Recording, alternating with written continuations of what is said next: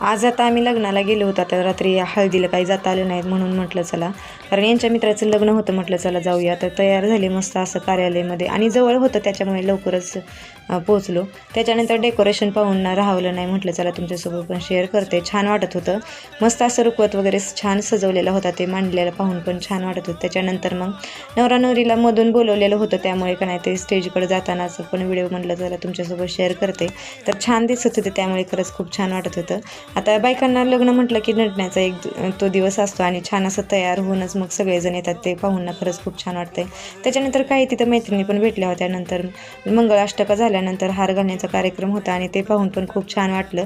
त्याच्यानंतर जेवणासाठी आम्ही बाहेर गेलो, कारण कार्यालय सोडून थोडेच अंतरावर जेवण होतं. तिथे मस्त असं डेकोरेशन वगैरे आणि गार्डन पाहून खरंच खूप छान वाटत होतं. त्यामुळे मग आता आमचा पण नंबर आला होता, आम्ही बसलो जेवायला, आणि असं काही जेवण होतं.